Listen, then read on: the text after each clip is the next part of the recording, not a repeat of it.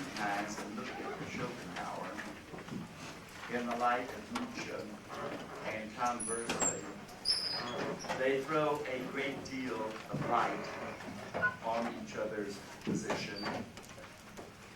Schopenhauer, the great romantic pessimist of all time, and clearly a classical one of the 19th century, is an atheist.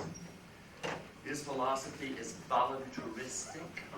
This means that the emphasis is upon the will and the reality of the will rather than upon the intellect or upon reason.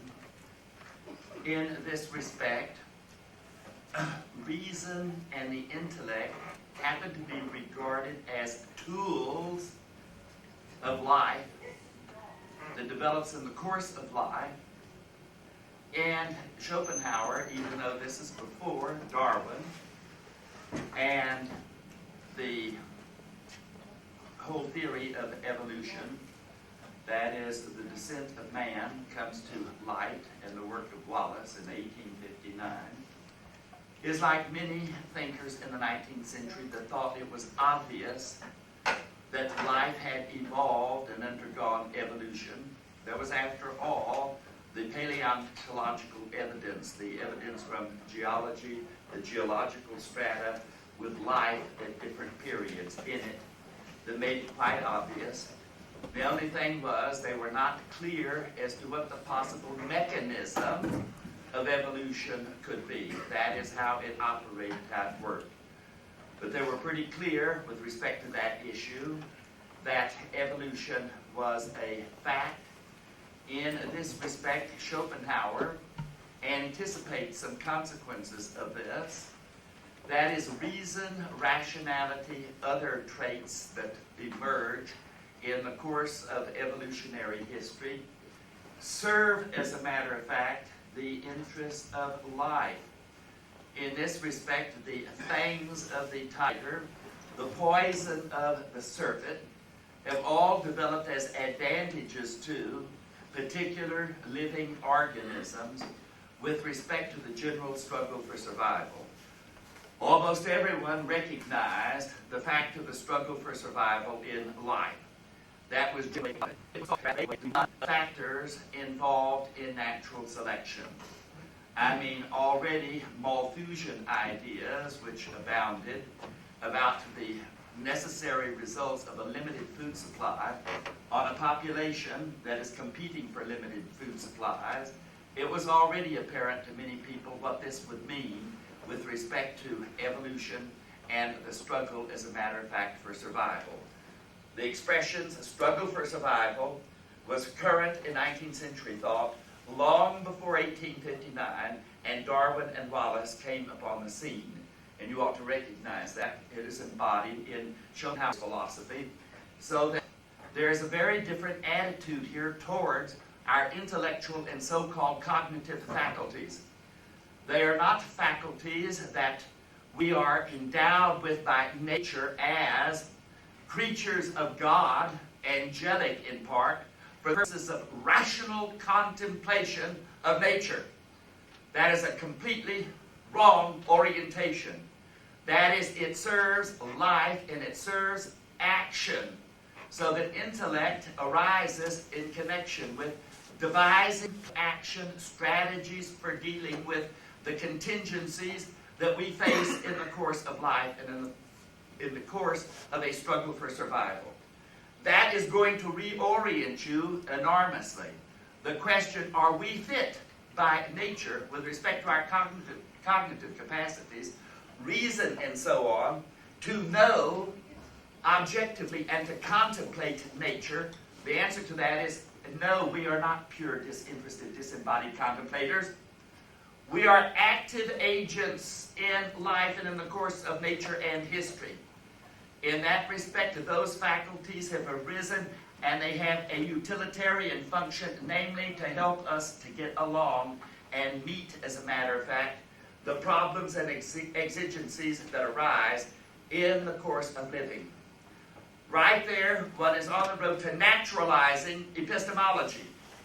That is what is meant by naturalizing epistemology, to take a radically different attitude and stance with respect to all of our intellectual faculties. Memory, how and why did it arise?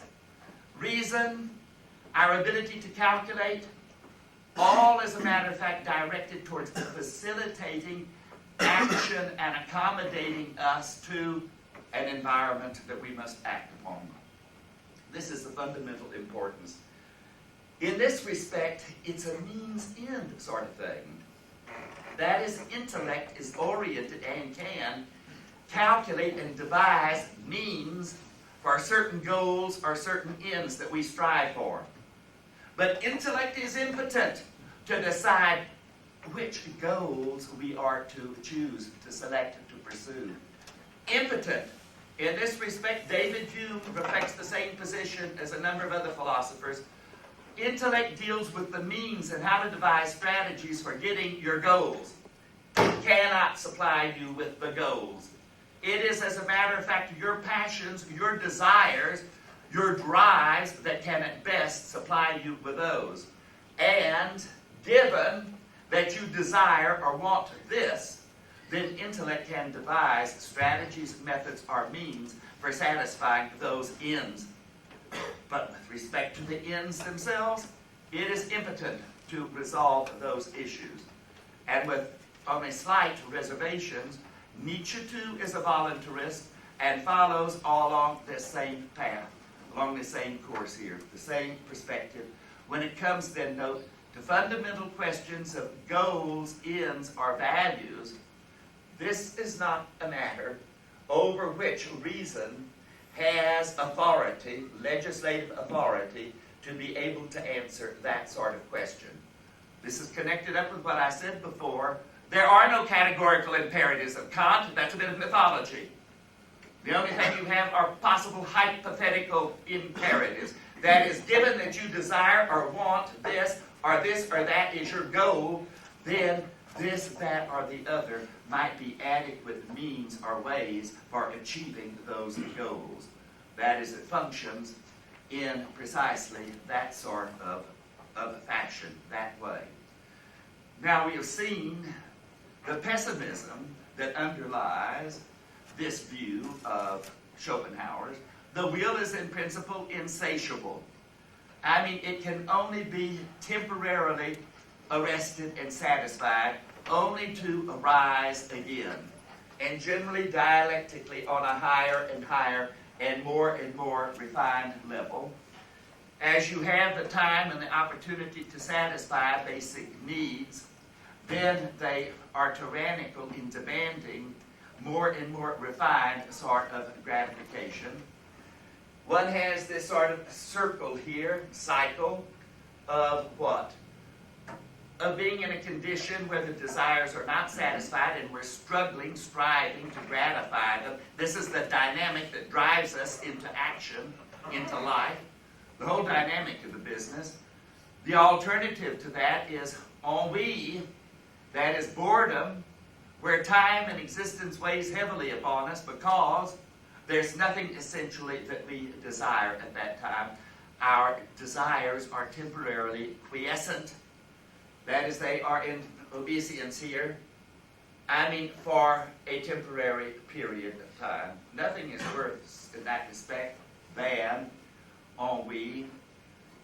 Schopenhauer goes back and refers to a number of ancient authors, including Lucretius and De Rerum Natura, in which he describes, as a matter of fact, the condition of the person that is in a state of boredom. The Romans knew it very, very well. It was the person who had a place and residence in Rome, fled, as a matter of fact, from Rome, being utterly bored, to the country house with his friends in Campania, and no sooner arriving, going at full tilt speed, they no sooner arrived there than they decide, as a matter of fact, to go to their seashore residence, and off they are there, fleeing from place to place to escape themselves because they are essentially bored. In that respect, it reads very, very much like the contemporary, well-heeled, luxurious jet set that's just dying of boredom. They don't know where to go or where to escape from it. Lucretius, in that respect, some of you who have read De Rerum Natura from me, in some classes I have that read, ancient philosophy on occasion, and you may have it remembered in that connection. The next thing they do is they're out on a sea voyage and going, as a matter of fact, to their villa and estates in North Africa. That is this continuous fleeing and endeavoring to escape themselves because they live in the lap of luxury, of plenty, and there is nothing that excites them, that challenges them. Nietzsche note in that respect is very interesting. With respect to the gauntlet thrown down by Schopenhauer, one of these is if he has to choose between a life of boredom, and he thinks there's no justification for boredom, to live a life of boredom. If you have to choose between a life of boredom and a life of struggle, a life of challenge, a life of pursuing one goal after another, one object of desire after another, then Nietzsche will choose struggle and desire over ennui. That is one of the choices that comes up there, and he's quite decisive on which he would choose when it comes to that sort of a decision, that sort of an issue. And that is of pretty fundamental importance. There are a number of choices here. Two, when Schopenhauer says that he could hardly imagine, but he's the one that suggests that as a possibility, that there might be human beings that were very unusual in that respect, the model of the Übermensch for Nietzsche, who could look clear-eyed on life and existence and not flinch, not escape into optimistic nonsense and idealistic smoke, in terms of what? Of hiding one's head about the nature of life and existence, what is truly involved in it, and can heroically confront it and say, give me it all, the struggle and pain, for the joys that are also possible with such a heroic affirmation of life. That for Schopenhauer, he thought it was almost impossible that anyone would have the courage and the ability to do that. For Nietzsche, that will be one of the criteria for defining the higher men. And the overman is the person that is capable of supremely avowing and willing that without flinching. So we see the point of departure there in two respects. The departure, the splitting of the ways between Schopenhauer and Nietzsche. Schopenhauer also talks about the possibility of escape, a doctrine of salvation. And it's an escape from what? It is an escape from life and existence.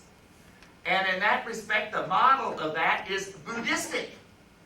In Buddhism, you have the doctrine of automatic samsara, of reincarnation. And to put it very crudely, in the various versions of this, such as the Hinayana Buddhism, it is to escape from the wheel of karma. Karma has virtually the inexorability of ananke for the Greeks, absolute necessity. As you reap, so shall you sow, with respect to your next life and your next existence. Now, if you think that people are going to be ecstatic over the prospect of an eternal sort of life, a life of what? A life of reincarnation. Oh, this isn't all goody. We're going to have another one coming up, and it's going to be every bit as bad or worse than this one. I mean, the attitude in which, note, the nihilism, to exist is to suffer. Life and existence is a prison. That is Buddhistic teaching, in which then the imperative is to escape from existence, escape from consciousness, escape from life, if possible. Get out of the wheel of karma. That is what is of fundamental importance to that. In which, as a matter of fact, you enter into a state of nirvana, which, as Nietzsche is quite right, and Schopenhauer sees it too. What is that ideal? That ideal of both bliss and unconsciousness, It is a nihilistic ideal of sleep. Damn it, that is the best sort of existence that is closest to non-existence, in which it's like a very restful, peaceful, undisturbed night of sleep. The loss of individuality, nirvana. That is as nihilistic a goal as you could possibly anticipate. Buddhism and Jainism, those Oriental religions, particularly in the form of the Hinayana Buddhism, they are nihilistic. They are life and world denying. And so is Christianity, as Nietzsche sees it. When you read it through, Christian values are anti-life in that respect, nihilistic and opposed to life. You can see it more clearly in terms of Buddhism and Jainism, but it is also true of Christianity. Less true of Judaism. Less true of Judaism. But certainly, very definitely true in Christianity. The germs of nihilism, of despair, of alienation from oneself, of alienation from nature is present in the value system, the value scheme of Christianity that we have inherited. And having that, Schopenhauer then has the issue, the question, what are the possible modes of escape, of salvation? One, he considers the suicide, the possibility of suicide, and you might think, why not? As a matter of fact, his successor in the 19th century, who combined a certain form of Hegelianism with Schopenhauer's doctrine, and brought forth the notion of the unconscious, the philosopher Edward von Hartmann, in the Philosophie des Unbewusstseins, the philosophy of the unconscious, does hold that as the ultimate goal, that humanity and mankind should reach the point of such wisdom and insight into the evil and perversity of existence that we will all voluntarily be brought to a state of agreement in which we all commit, so there's not a single bit of will or consciousness left, mass suicide. Because in that respect, the worst of evils virtually is that of what? Is that of the continued perpetuation of life and the will and the struggle with respect to life that is embodied therein. So that's von Hartmann. Schopenhauer rejects that as an out because he says we are simply manifestations of the one cosmic world will. He is a monist. There's one reality that is a whole, unified, one cosmic world will. We are but a phenomenal manifestation of it.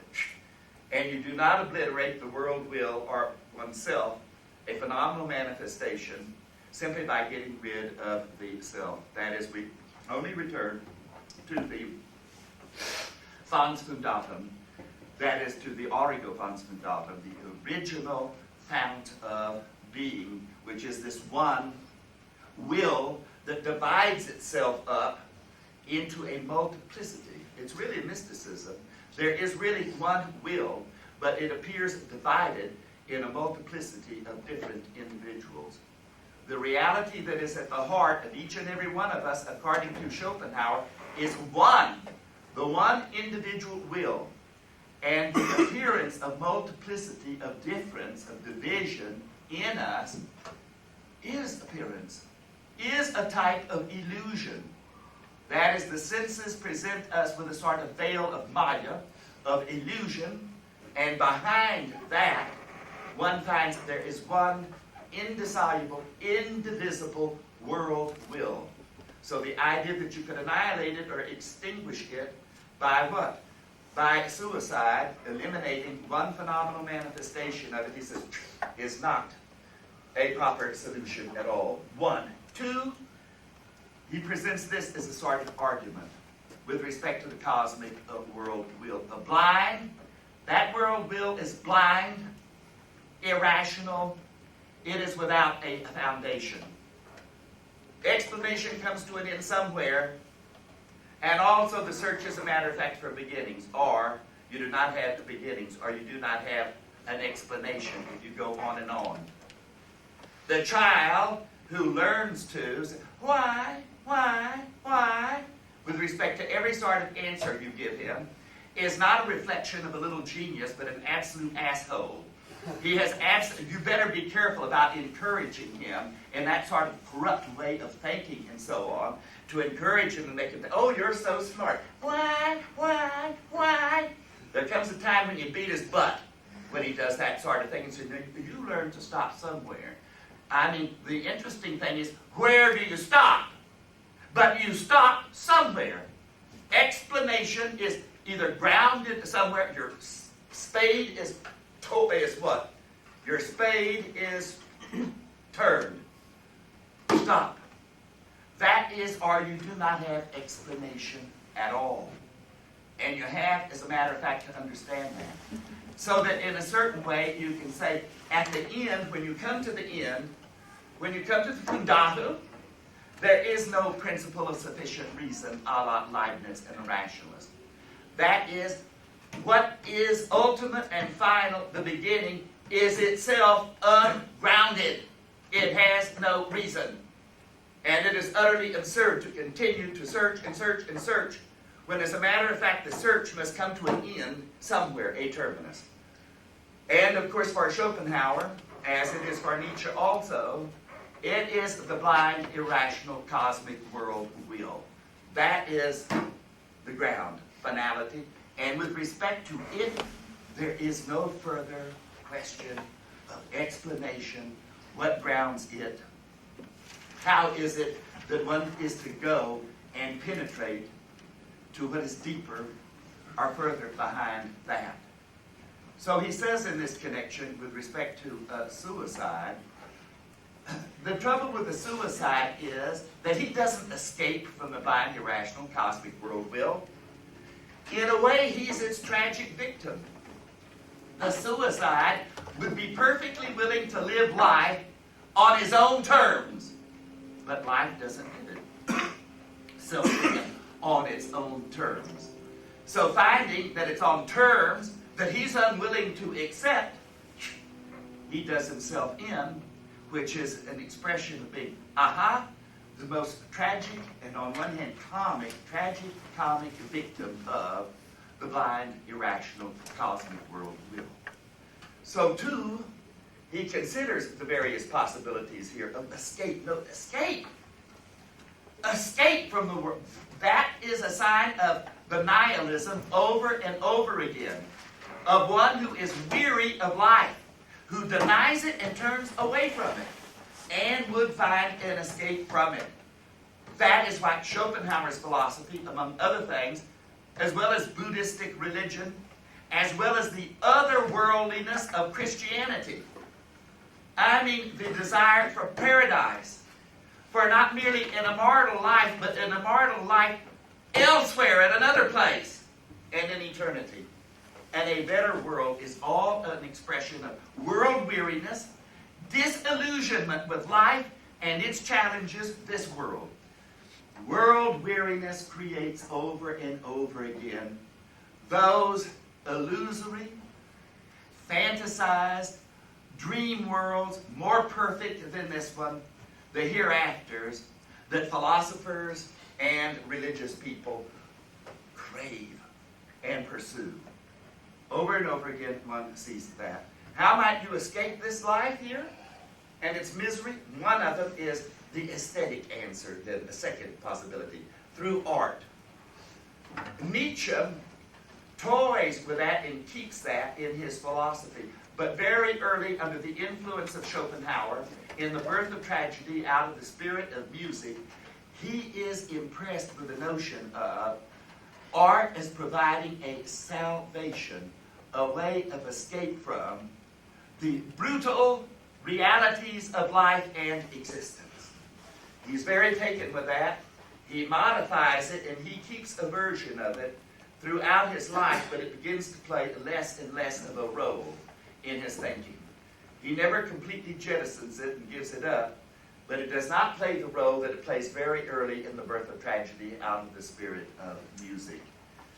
What that involved for Schopenhauer was this. He bought a Kantian view from the particular Urteilskraft, from the particular judgment, a view about the nature of aesthetic experience and aesthetic judgment which Nietzsche rejects completely, thinks is complete nonsense. But it is very, very popular in the 19th century. And that is this: what characterizes the aesthetic experience? The aesthetic experience is characterized by a distance. And the aesthetic judgment about a work of art and the experience is a disinterested one. That is the subject here. The subject becomes willless. This is what's interesting. Supposedly willless, although for Schopenhauer, will is the very essence of reality and the very essence and heart of life and ourselves. What is meant by saying the will becomes disinterested? It is arrested. And reality is purely reflected in consciousness.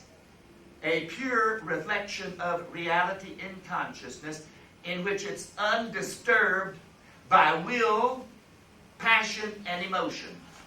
This is a Kantian doctrine. That is, the work of art is not viewed from the standpoint of its pragmatic use, its utilitarian interest, the monetary value of it.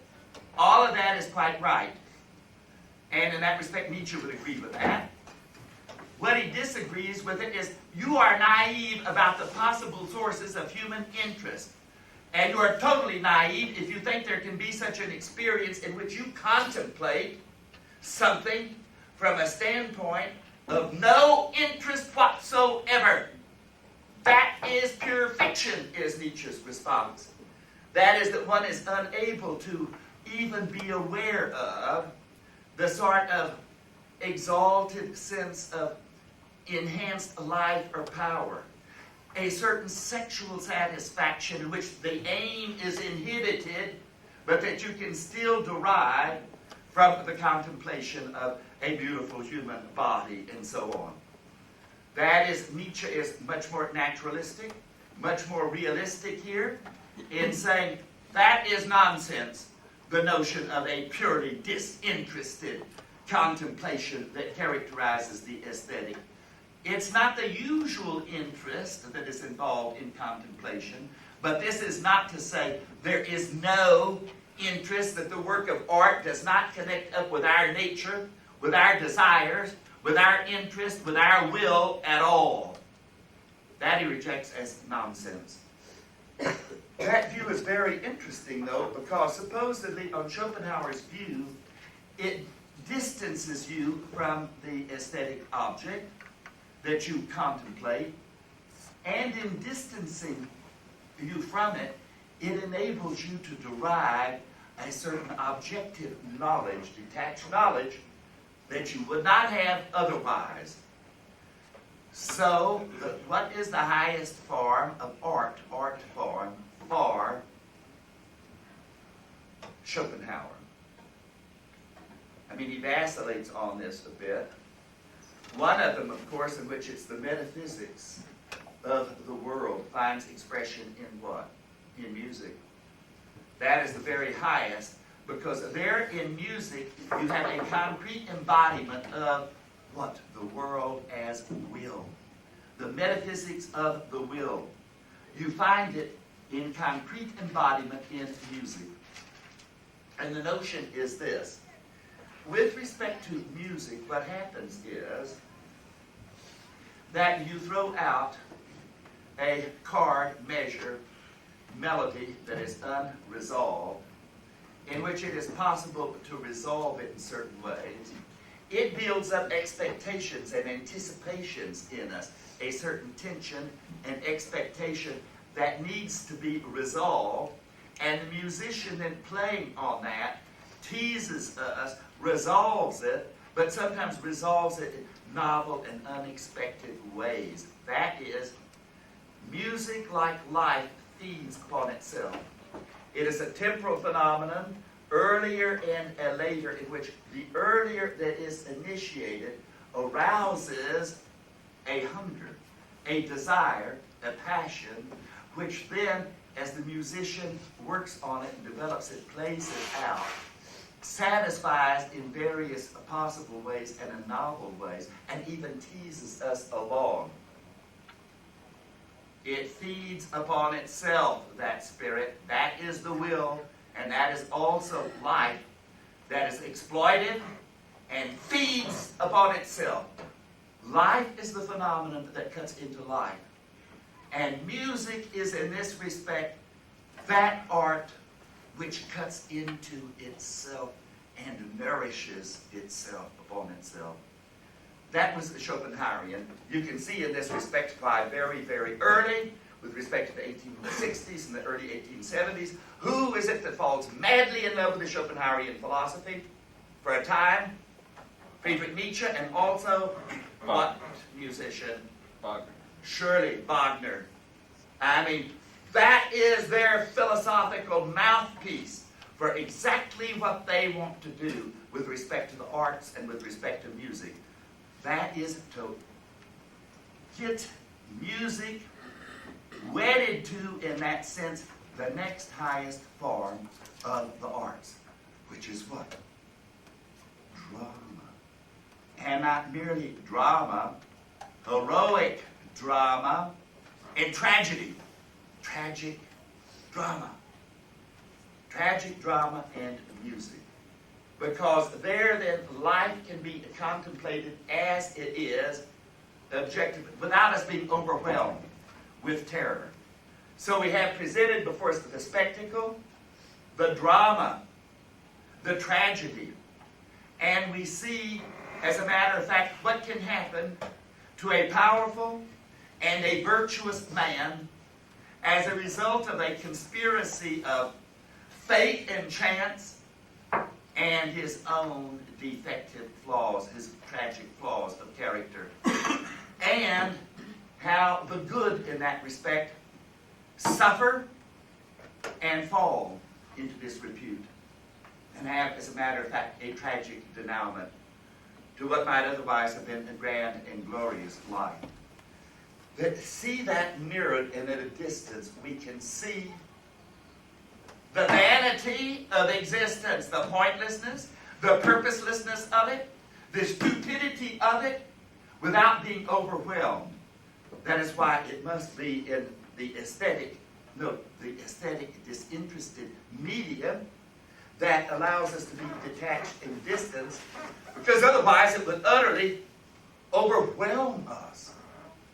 But that gives us a wisdom in which if we see that, then we do something that's different from suicide.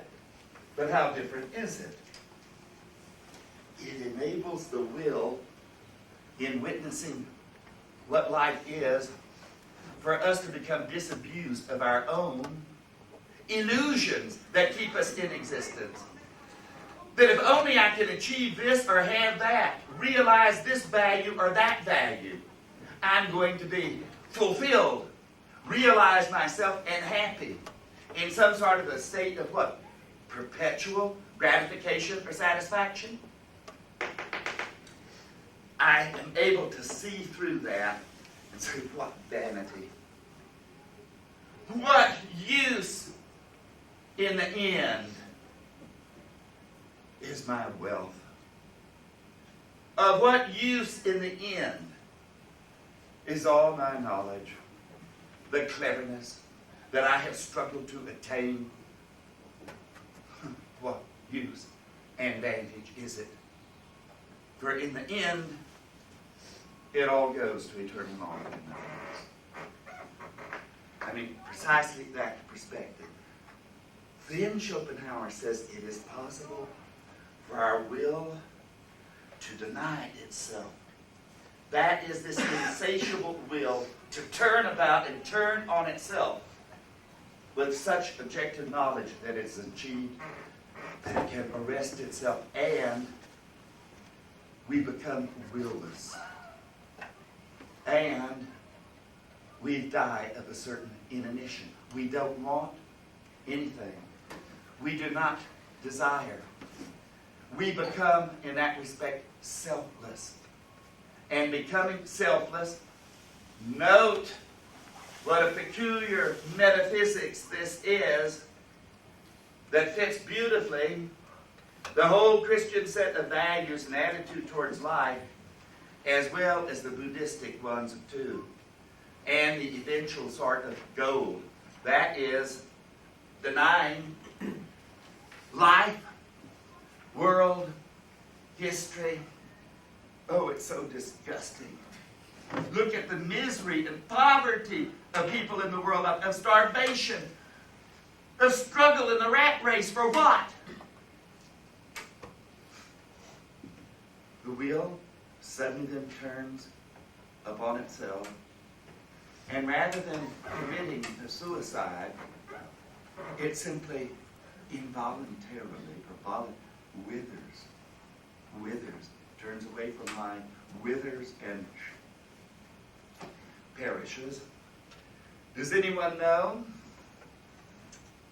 what work of literature is a beautiful embodiment of that Schopenhauerian theme, in which it is developed with great subtlety and clarity, and is terribly depressing if one reads it?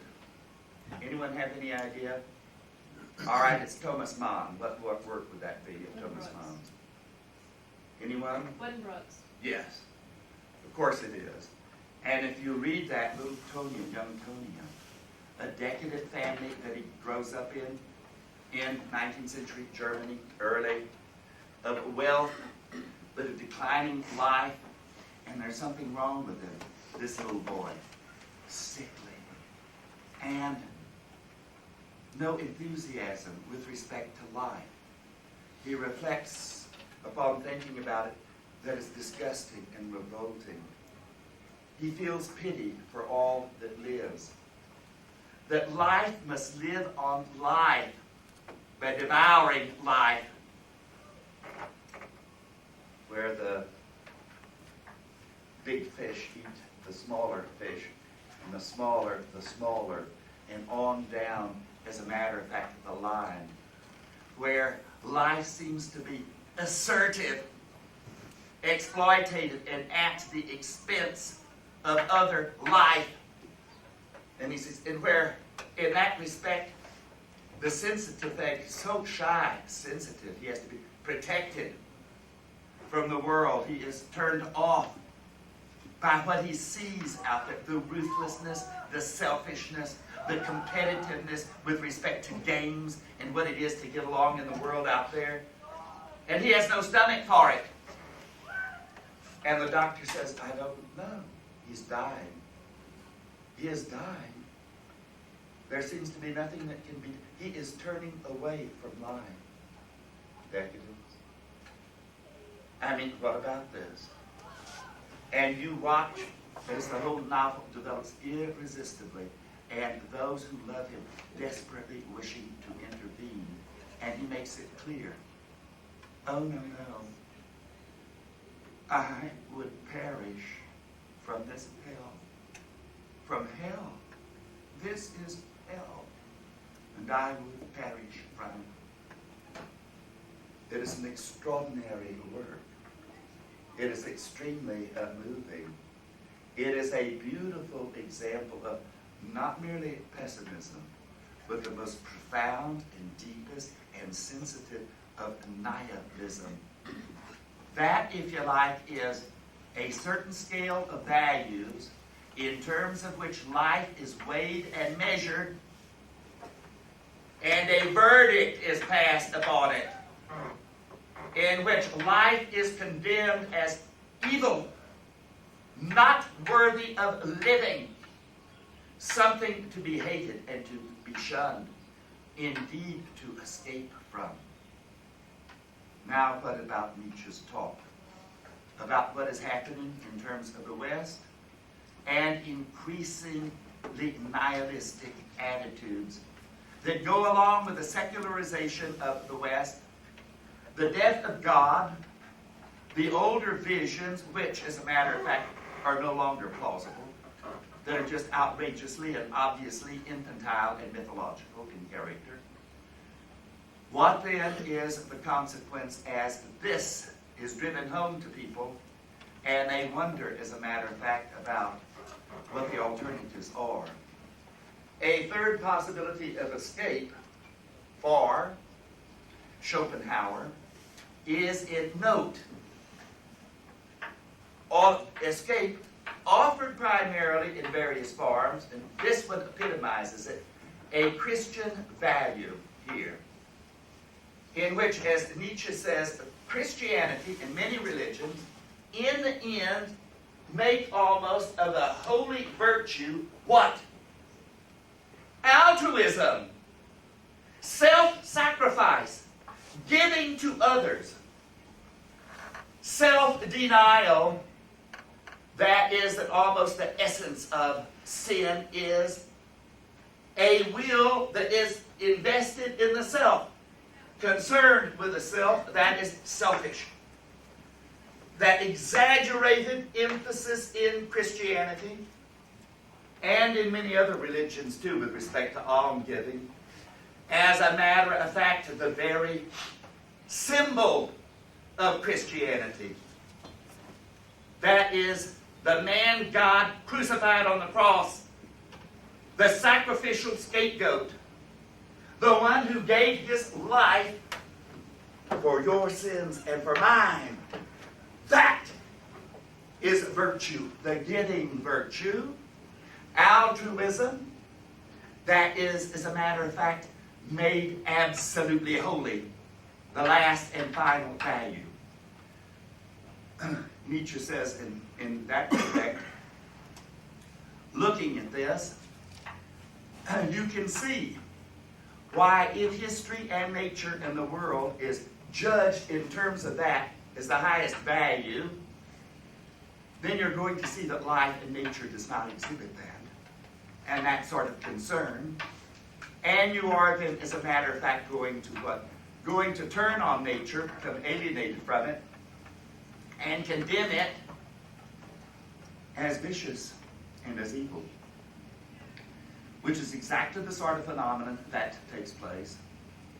Here, then, for Schopenhauer, it is supreme altruism, but it is an altruism achieved by a sort of mystic selflessness and insight into the fact that by sort of mystic vision, by sort of metaphysics, sort of really coming to appreciate the world of view that Schopenhauer himself elaborates, you come to what? You come to recognize that, insofar as I am self-assertive and exploitive and selfish and pursue my own advantage, I am really in this case because all of us, all living things in that respect, and human beings, are expressions and embodiments of the one cosmic world will. So that in that respect, it is the paradox that insofar as I give to others and yield to them, better to give than to receive. How is Schopenhauer resolving this paradox anyway? By saying, having that understanding, one sees that in giving and yielding and sacrificing to others, a nice sort of paradox resolved mystically, you're really doing for yourself, in that each and every one of us are identical with the one, not parts of, but are identical with the one ultimate reality, that one indivisible cosmic world will. And so in that respect, by a sort of metaphysical awareness of the mystic unity of nature, that there is one cosmic world will, and we are all just phenomenal, spatial, temporal manifestations of that one ultimate reality, we come into that sort of identification sympathetically. And what does he say? Through pitying the circumstances and the misery of other human beings, through pity, we identify with them and serve them, because in serving them, we, in some fundamental, deep sense, serve ourselves. That's the psychology and the valuations behind that, so that in this respect, you can escape by deeds of self-denial, self-sacrifice, altruism, but you can only do that so much. We can sustain that very, very little, just as we can the aesthetic mode, so that none of these escapes. Note, salvation is escape, and it's very, very clearly brought out by Schopenhauer. Most people who are Christians do not think for one moment, what do you mean by salvation? What do you mean? From what? And again, it's an escapist philosophy, but it is pursued. It is escapist. I mean into a transcendental, better, more perfect world, not a spatio-temporal one. That is your paradise. Into, as a matter of fact, a radically different and other life. Why is this? I want to be pursuing this.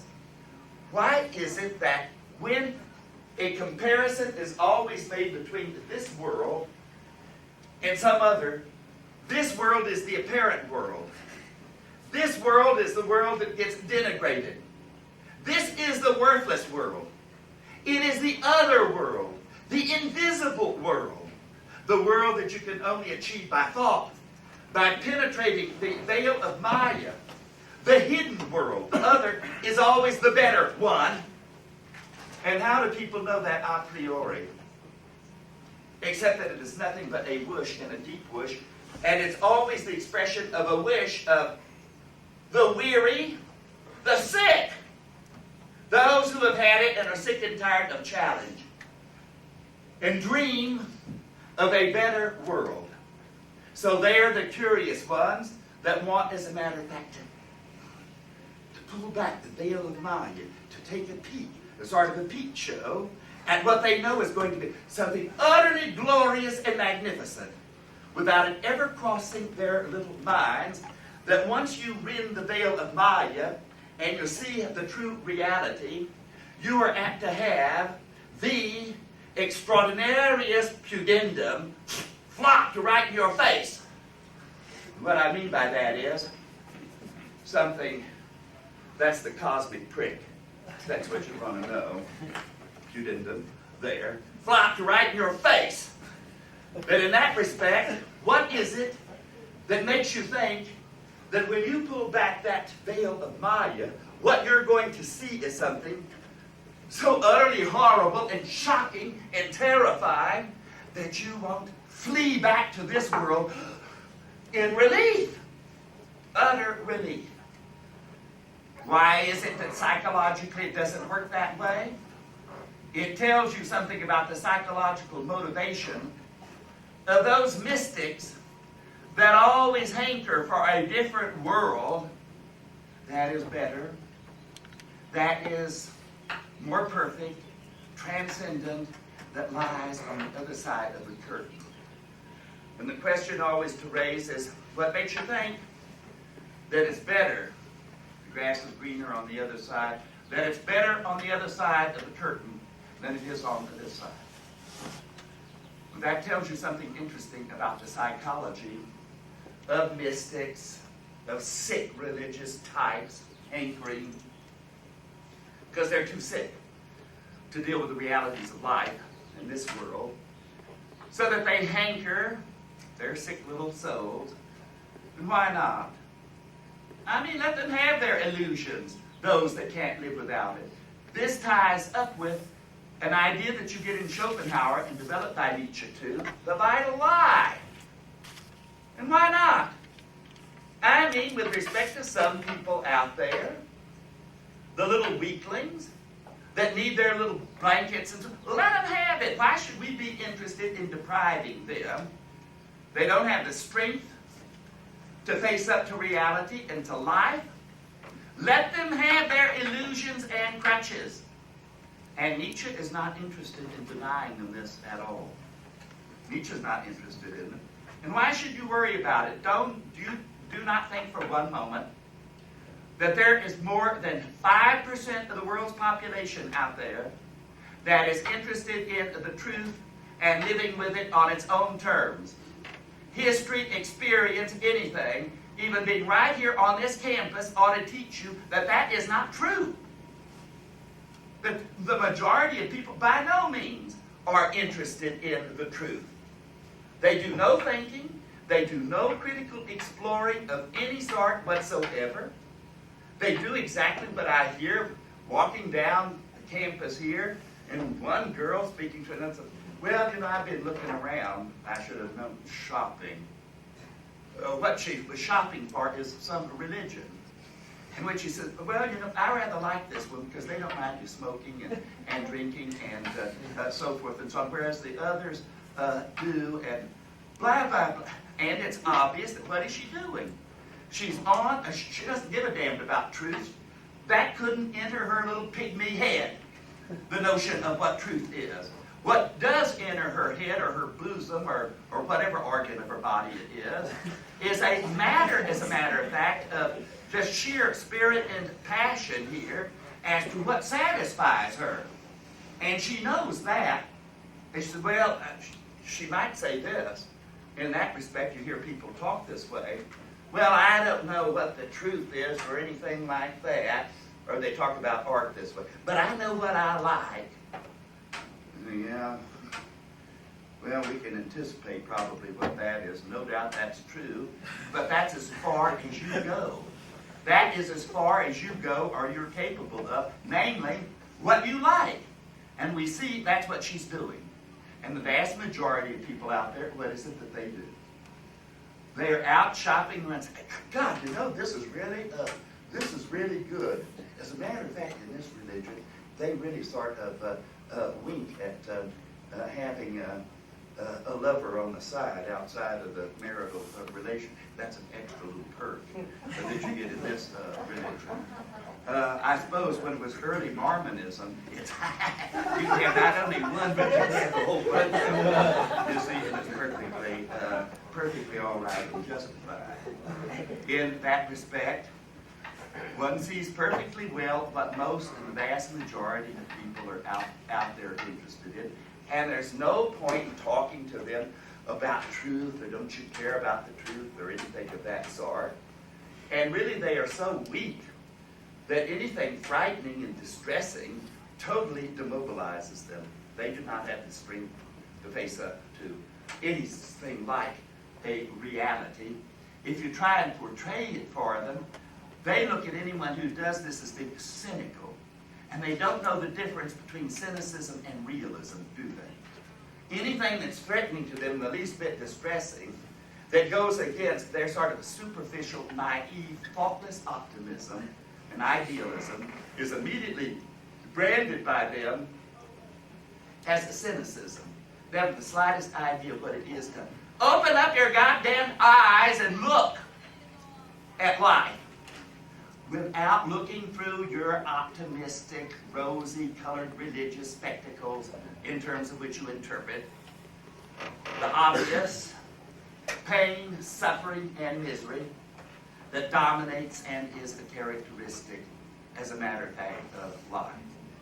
But note, here you have these three ways: suicide rejected, the other two only temporary, and just stop and ask, what are the values and what is it that allows an individual to put them in a place of being the judge of nature and weighing its good versus its evil, much less the good versus its bad, and pronouncing a sentence upon it and a negative one. All of this is connected with Nietzsche's thesis that with respect to nature and all, we must divulge ourselves of our moralistic presuppositions and beliefs, at least put them in suspension and epoche, to hold them in skeptical reservation and look at and think about nature apart from esteem evaluations in which you stand jenseits, I cannot repeat this too much, jenseits von Gut und Böse with respect to nature. I mean the position of beyond good and evil.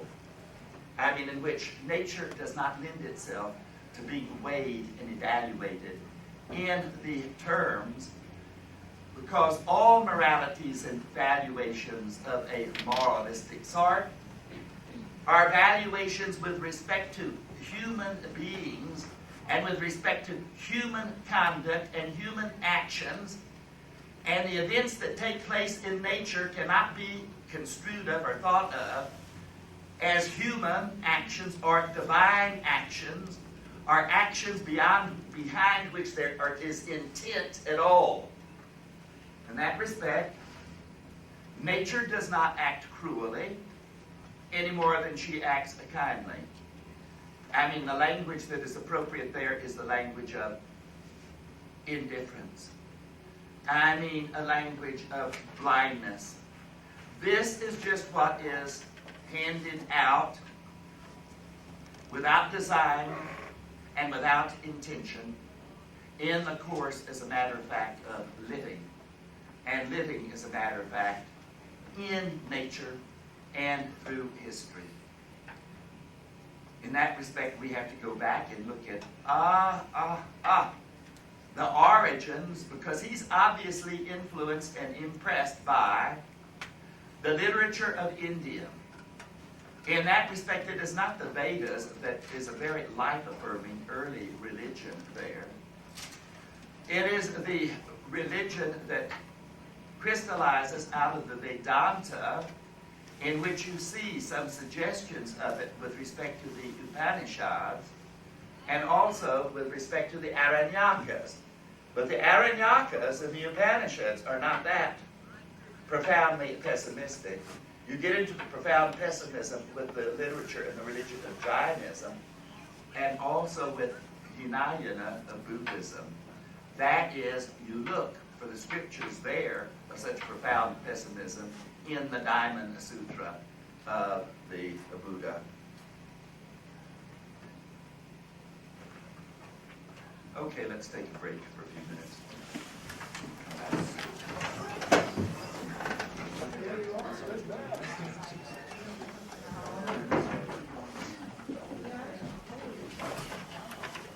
I have no idea. I hear another one.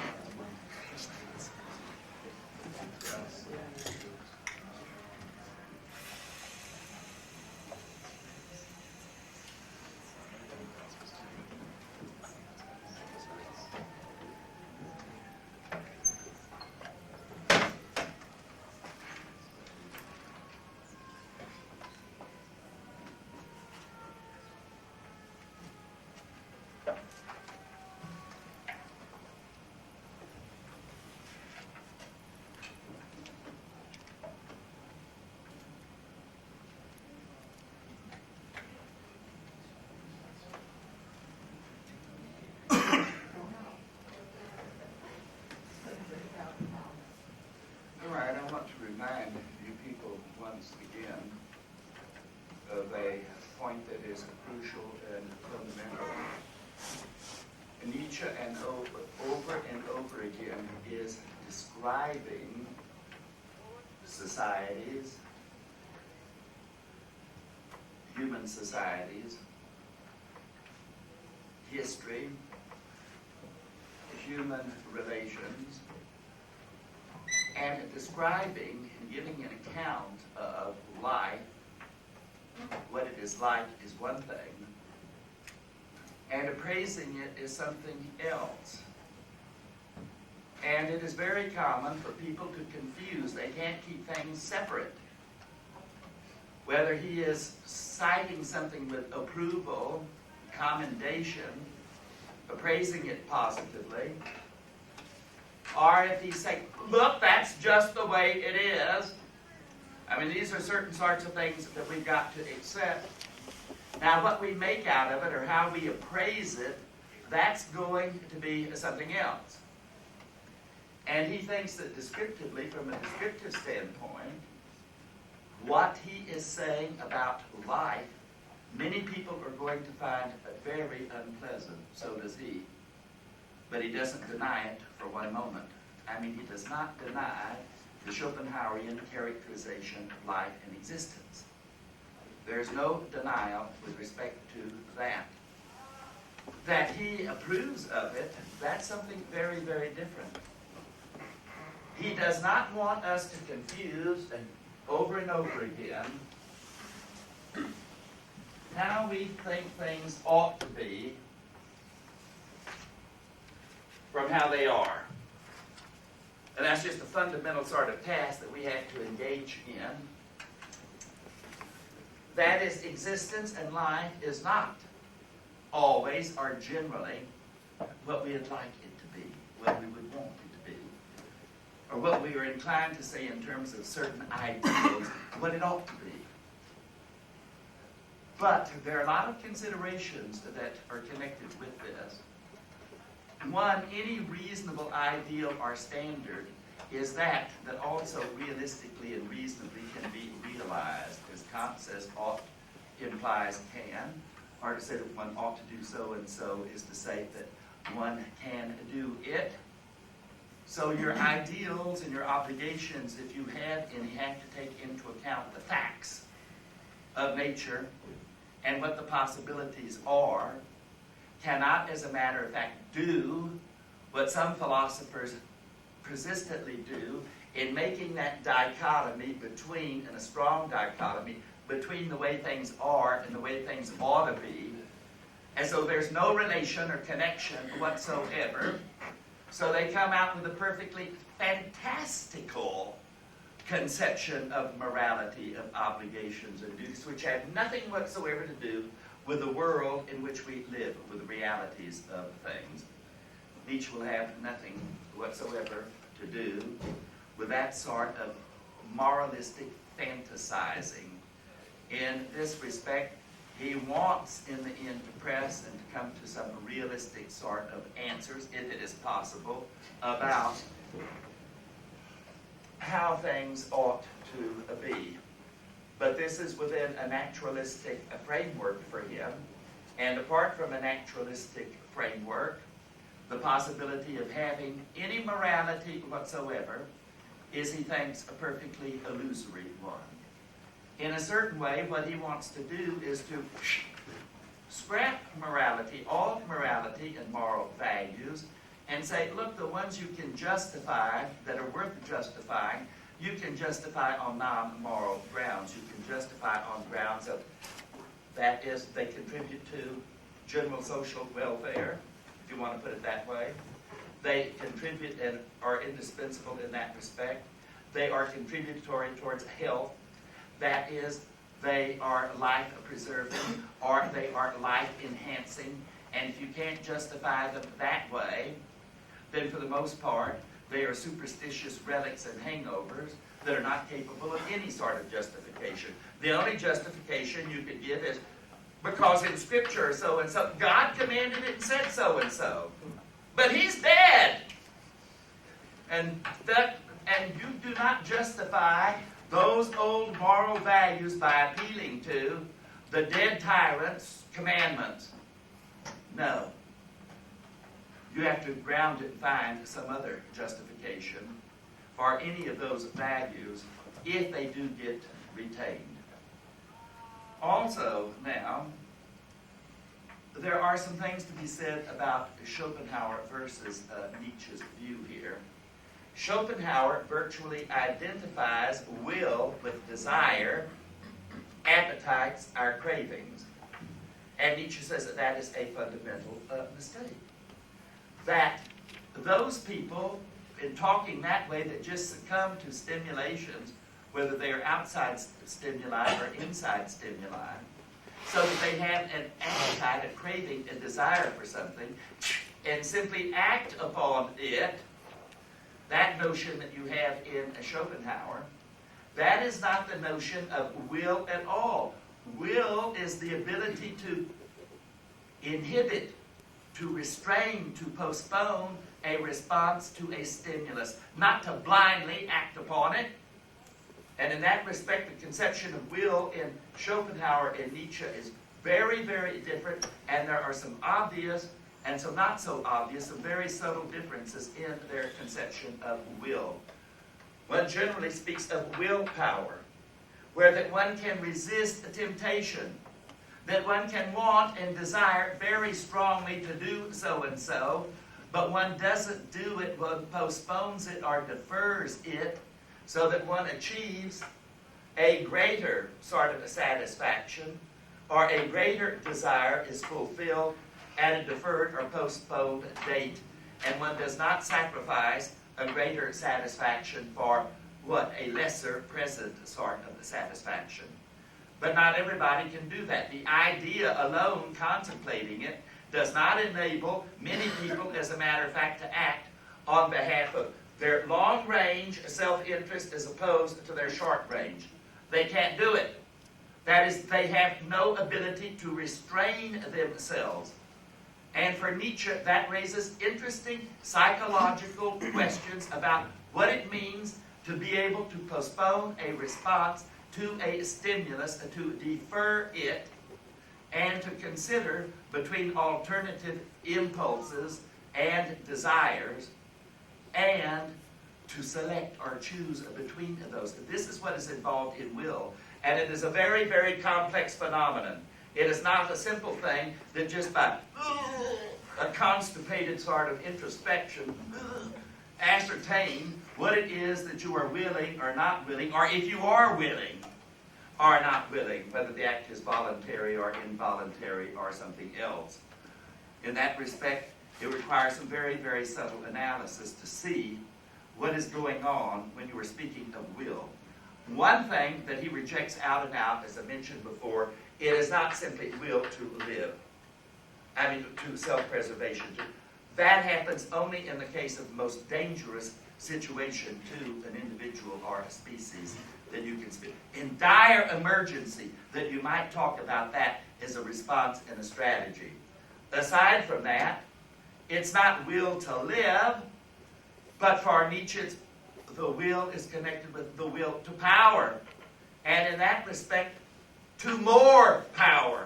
Not just to power, but always a willing and urge to more power, in which it is enhanced, more intensified, and more highly organized. And we have to then look at what he means by intensified, by enhanced, by more highly organized, when he's talking about power. And that is a very, very fundamental and important distinction. Also,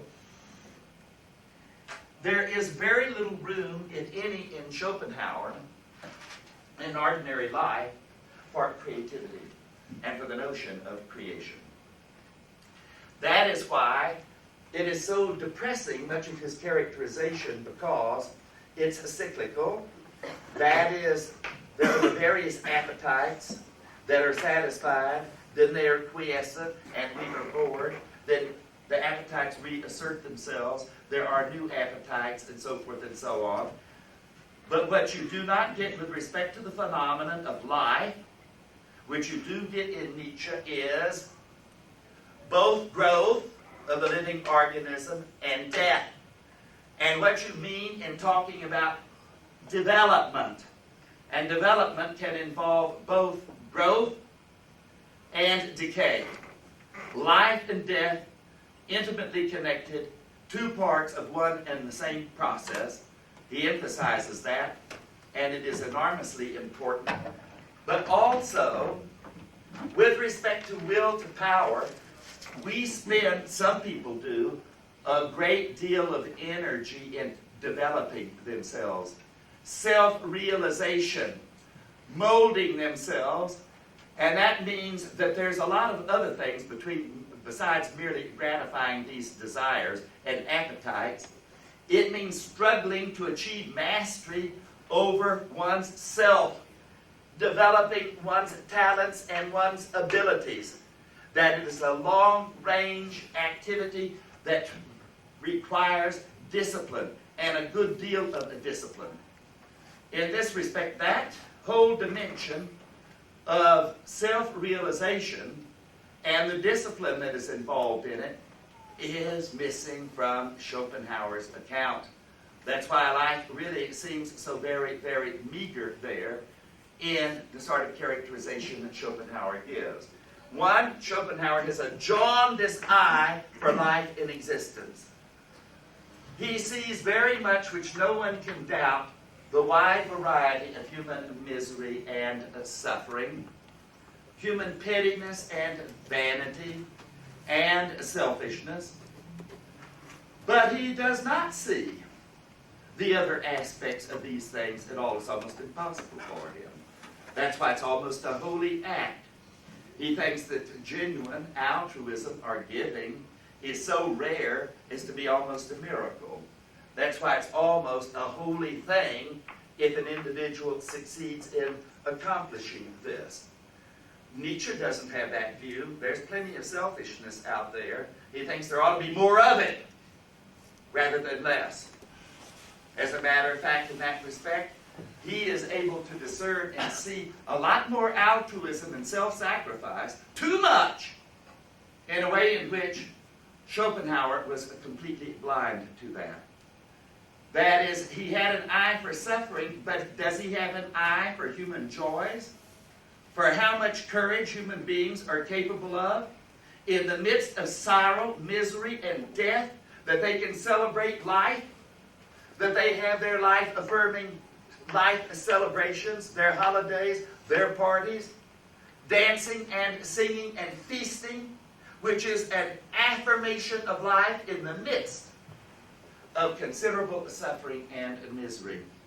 No, he has no eye for that at all. That's why Nietzsche says a jaundiced, one-sided eye, and that is why with respect to this siren of death, this, you see, nihilist that sings a song, and his philosophy has that appeal to many people, that it is one-sided, that it is dangerous, that it's very poisonous in that respect, that it itself has the power to poison you on life by a distorted, exaggerated, description and characterization of what it is all about. It has this power also. It exaggerates the power of suffering and our ability to accept it and to resist it. That one of the things that happens is if we stress suffering and pay attention to it, it gets a power and a hold over us that it ordinarily would not have. As Nietzsche says, one of the things you don't do when a child falls down and hurts himself, if you don't pay much attention on, he'll get up, make a grimace, and then be running about just as great as anything. The moment that solicitation and pity is exhibited towards that child, oh, you poor thing, you hurt yourself, come here. And the child goes, ah! He goes to pieces, and he's crying. I mean, we have the power, and we do it, to exaggerate misery and suffering and to make it worse than it is. We can do that with respect to our practical actions, We can also do that with respect to our philosophy and our philosophical reflections. And that is why he says, with respect to a philosophy like Schopenhauer, it has a hypnotic, narcotic, and poisonous effect upon us, that it can be paralyzing in that respect. This is what he means by saying that it is decadent, that it is an expression of life in decline, that is weak, and that in turn has the power to turn us away if we surrender to it, and we are not strong enough and on guard, as a matter of fact, to virtually hypnotize us, narcotize us, and lead us on the path of what is life impoverishment, what is life in decline, rather than life affirming and life enhancing. And that is very, very important in this connection, that a good deal of life is involved in a struggle to perfect ourselves, and this ties up with a certain view that Nietzsche has when he talks about the higher man, and he talks about the overman later, with the ability to creatively participate in and enjoy life and affirm it, the notion that part of the task of life in those who take it seriously is to treat oneself, one's life itself, as a work of art, something to be cultivated, something to be developed. In that respect, that given the raw materials that we are by nature, we are something to be overcome, something to be transformed, and in that respect, something to be transfigured, transmogrified by our own efforts, with the cooperative help at times of friends, educators, but particularly friends and loved ones.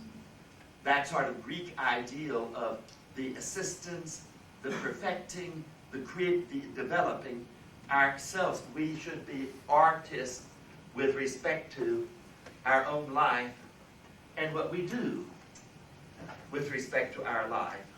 This ties up also with his notion that in a world of chaos, no cosmic ultimate final ends, purposes, and so on, we can carve out of that chaos a meaningful life, a purposeful one for ourselves.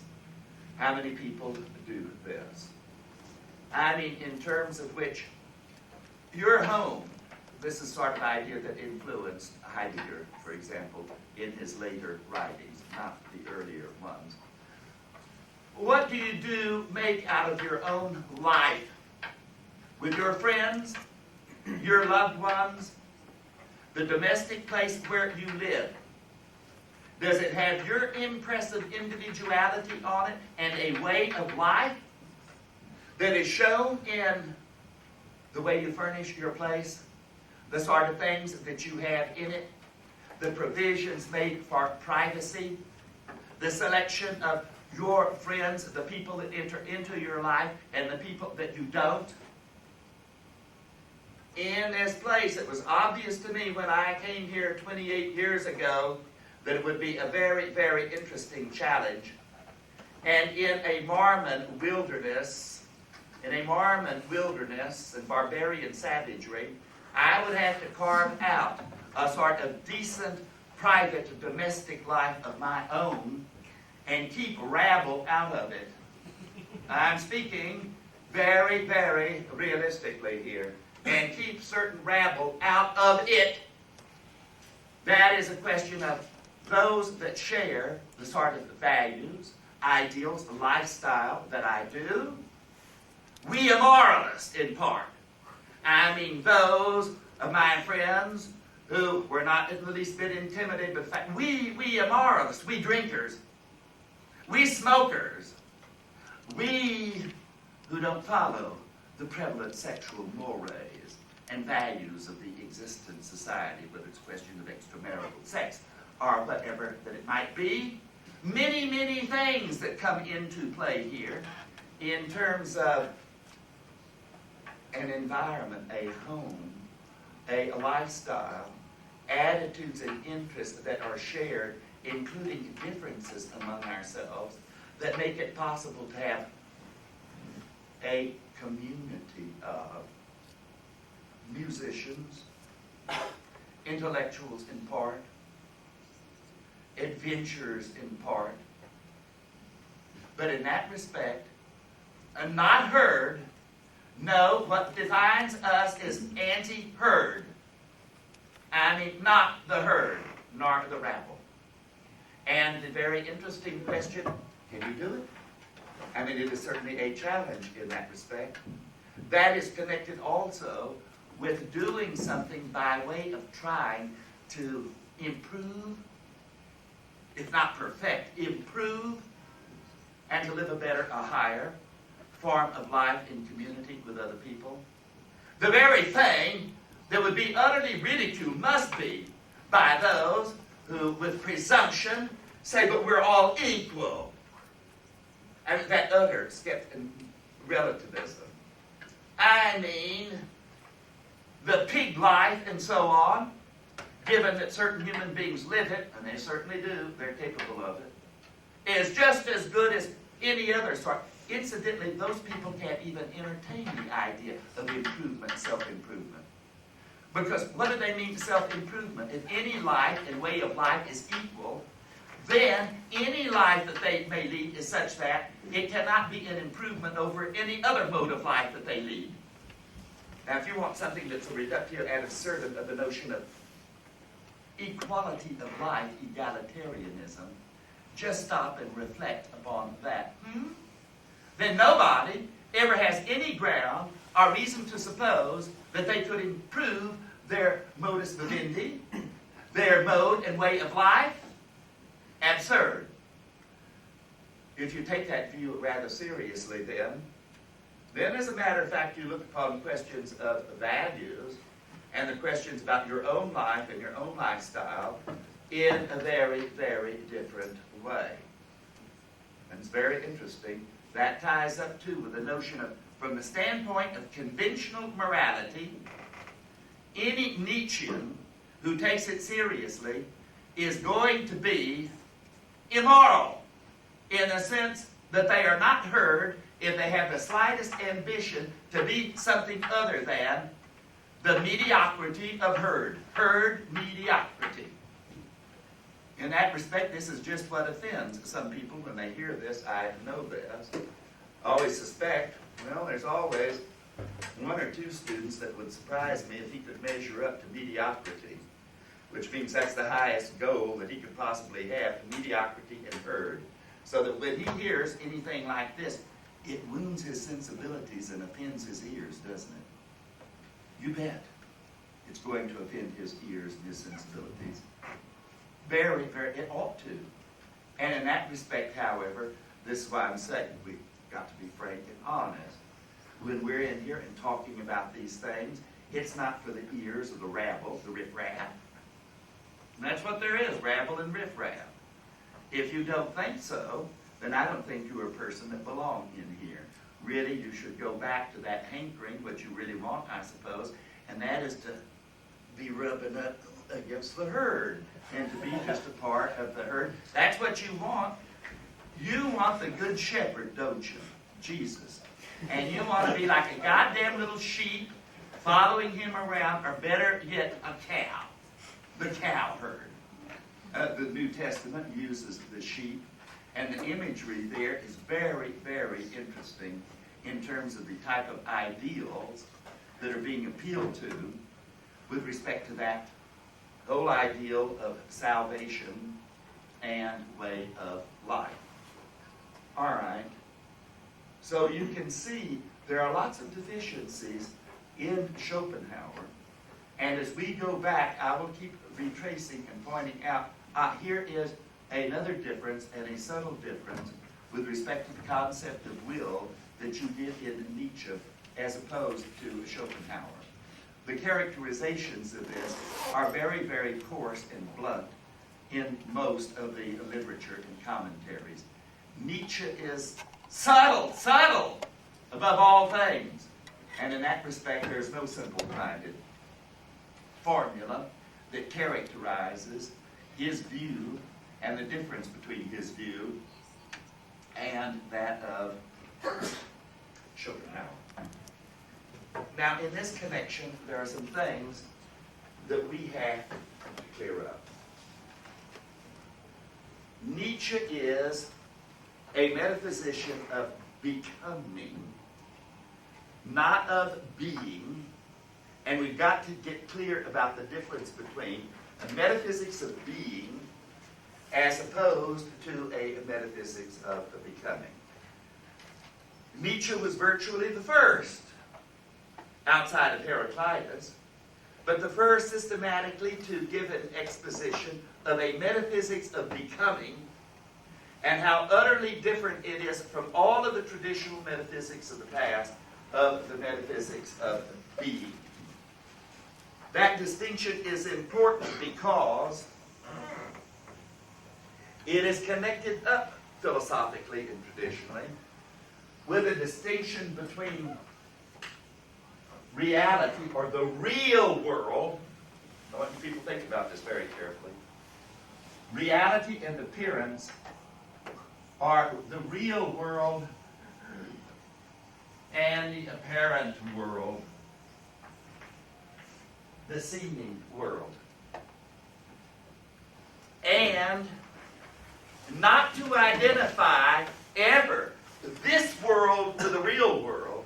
This world is always, for the philosopher and the religious teacher and leader, this world is never the real world. It's always the apparent world, the world of seeming. The real world is also the world that's really valuable, the most valuable. The apparent world, this world, by comparison, has no value whatsoever. It is the hidden, the transcendent, the real world. That is a world of perfection. That is superior to this world. And by comparison with those worlds, this apparent world seems to be deficient and inadequate over and over and over again. It is the basis, as a matter of fact, over and over again, for slandering nature, this world, this life, which by comparison with the real world seems not to be so valuable at all. And the irony of all this, as Nietzsche presses it and wants to drive it home, is over and over again, that supposed real world is what? A fictional world. It is an illusory world. A world that has been created out of despair, dread, unhappiness, misery, weariness, tired of this world.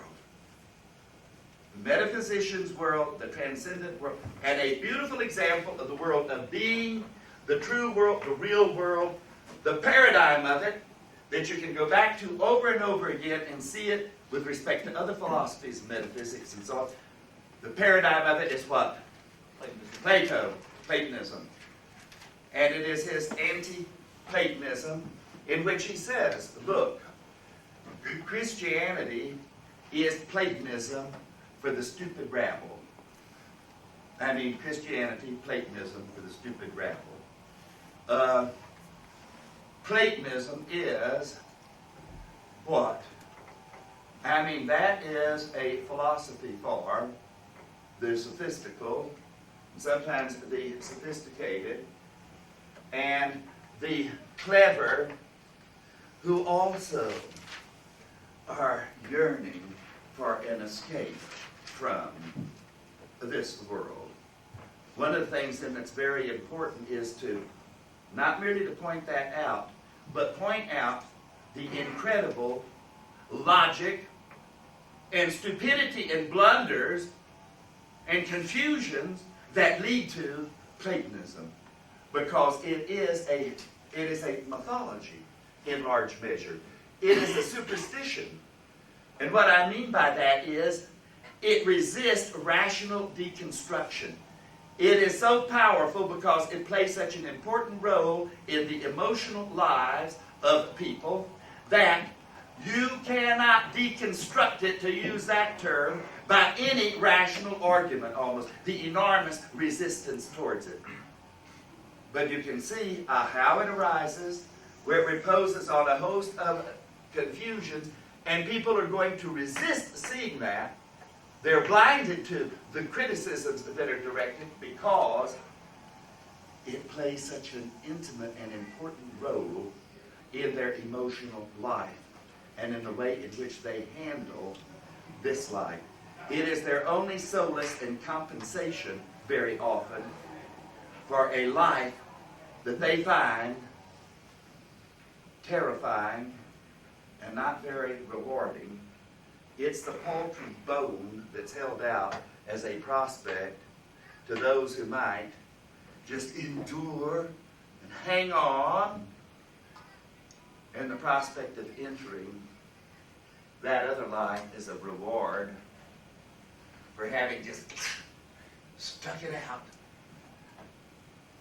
in this apparent, illusory world, this veil of tears, of trial and tribulation, in which you weed out and decide which are worthy of this perfect, transcendent world in the hereafter, and who are not.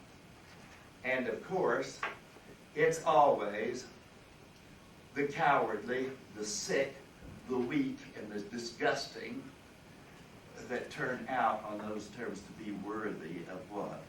Worthy of this perfect world in the future. No wonder. I mean, it's precisely all of the misfortunate.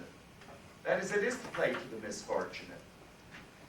I mean, it's the compensation for the deformed and the crippled.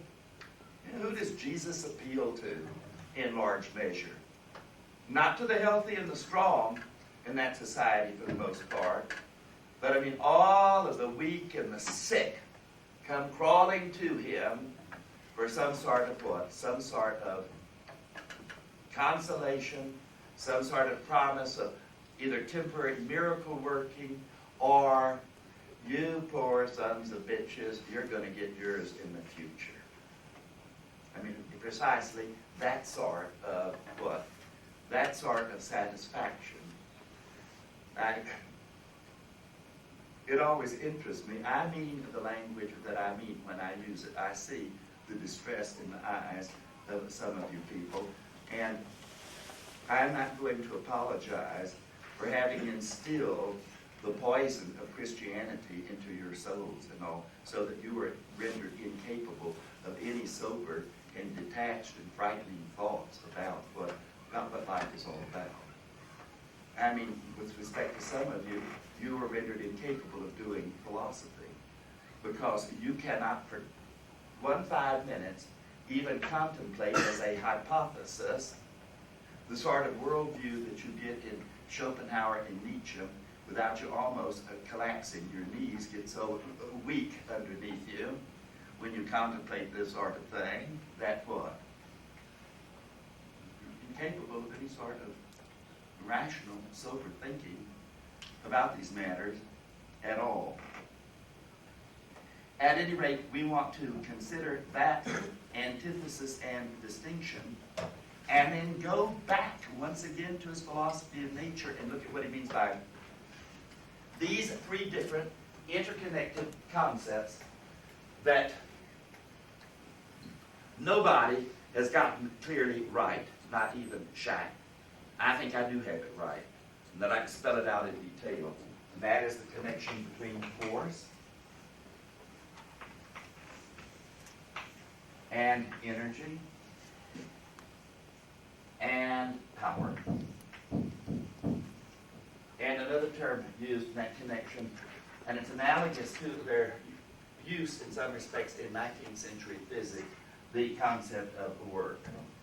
concept of work would also tie up in thermodynamics with the concept of what entropy, that negative value of energy available in a system that will do something. That ties up with the notion of work. We want to get clear about those notions, and in Nietzsche, you have a way out of the paradox that's been pointed out in Schopenhauer that's not available to Schopenhauer. That is, if you have a monism in which the world is thought of as will, that is the single ultimate reality, and you have that in Nietzsche, but it is not will to live, but it is will to power and to enhancement and more of it. That is the acquisition of more and more power, quanta of it. If you have that as a monism, how is it that, as in Schopenhauer, you can deny the will turns against itself? How is that possible? For the one will to turn against itself, if that is the ultimate and the only reality. If the ultimate force is a single force, and it is what? It is will to power, then how can it be, as it sometimes looks like, that the will to power turns against itself, as it does in cases of decline, sickness, nihilism? How can one understand that? And you can't understand it unless you see that these are intimately connected notions, but they are different.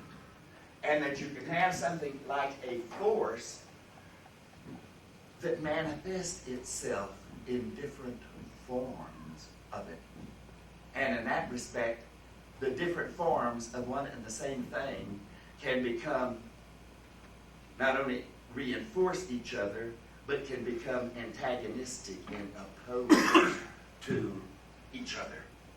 And that's fundamental to his philosophy of nature. And you can't understand it unless, as I shall do, bring you specific and particular details. And look at the details of what he's saying, and then you can make sense out of his, what, metaphysics of nature as the metaphysics of the will to power. And the notion that that is the fundamental sort of force that prevails in nature and also with respect to life. That is the strategy now of the further development in this class of this material on Wednesday. That is extremely important. The Platonism, the various philosophies of being as opposed to becoming, and where Nietzsche's is a philosophy of becoming, and that is a philosophy that is very, very, very compatible with, unlike other philosophies, very compatible, not merely as a process philosophy that takes time seriously, but with certain developments in recent decades, like the importance of chaos and how order can emerge out of chaos, the study of irregularities in nature and of fractals, what it is to come to realize that the mathematics of nature, much of it is what? Nonlinear mathematics, which almost all of our mathematics, including that of analysis and of the calculus, is what? Linear mathematics of continuity. And we need something much more powerful than that today with respect to nonlinearity. And that Nietzsche's philosophy fits in very, very beautifully with this. Ilya Hagen, a very distinguished Nobel Prize winner in physical chemistry at the University of Texas in Austin. He's a Belgian physicist, and his area, department of specialization, is thermodynamics. His own that the metaphysics of previous philosophers are totally, and he is, as I say, a physical chemist. Our whole language, method, is inadequate to deal with present-day physical phenomenon. That is not merely of relativity, but of quantum physics and thermodynamics that deals with what? Deals with phenomenon far from equilibrium, as it is called. Chance, random phenomenon far from equilibrium. And the title of his book, From Being to Becoming, the movement in philosophy. And as he sees it, it says, Nietzsche, a herald out of his time. A herald out of his time. From being to becoming, time and complexity in the physical sciences. By Ilya Prigogine. I mean, this is very interesting and a snap. If you've had a couple of years of calculus, differential and integral calculus, then you know what a differential equation is and what it is to solve for the boundary conditions of a physical phenomenon. And you'll find it utterly fascinating. And I'm going to spend time discussing that real world as opposed to the apparent world, the world of being as opposed to becoming. That world beautifully illustrated by Plato. The world that is unknowable. This world in space and time, of phenomena, of appearances, of what is changing and shifting and variable. Unknowable, the world of appearance, imperfect, as opposed to the world of the immutable, eternal forms of things. Uncreated and indestructible, immutable and unchangeable, ideal, perfect. The perfect circle, and the perfect square, and the perfect virtue, the perfect courage, the perfect good. Perfection with respect to Tokelon, the beautiful. A world not in space and time, a transcendent world. Timeless, unchanging, and dominated by the highest of the values. The true, and the good, and the beautiful, which are unchanging ideals from eternity to eternity, not involved in change or transience, up above the flux of this world just an imperfect mirroring, mimesis, a shadow of that transcendent world of perfection. Two worlds of dualism. This paltry, apparent world that is not completely real, it doesn't have being. It doesn't have being because it changes. And that means it's contaminated by non-being. What a monstrosity and what an incredible bit of idealistic, moralistic forgery, as Nietzsche says. How does it come about? How does it then affect our attitude and view towards nature and reality?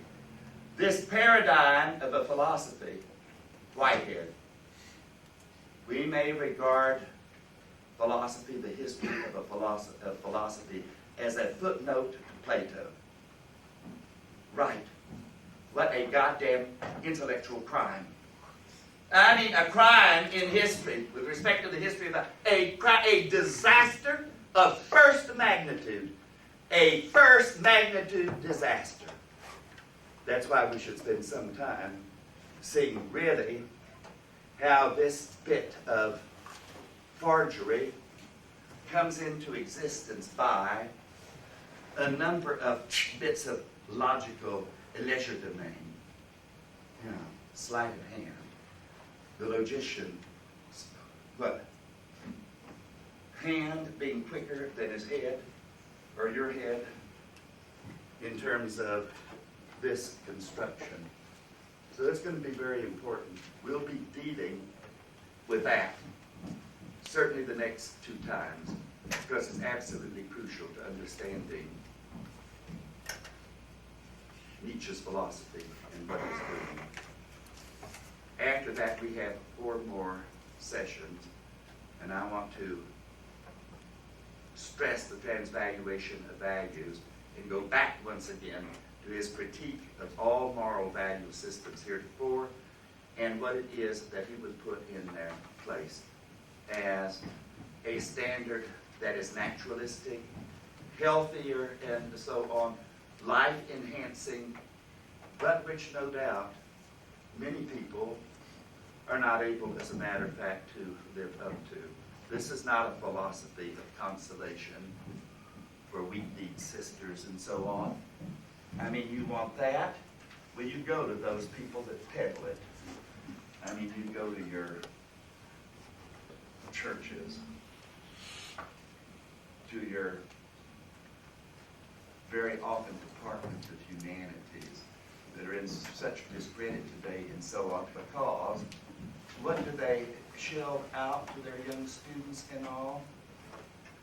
A pot full of sentimental crap, which people realize is a sentimentalism, and it's a lying and an invasion of life and what life and human beings are all about. They sense it, and they don't want to buy it.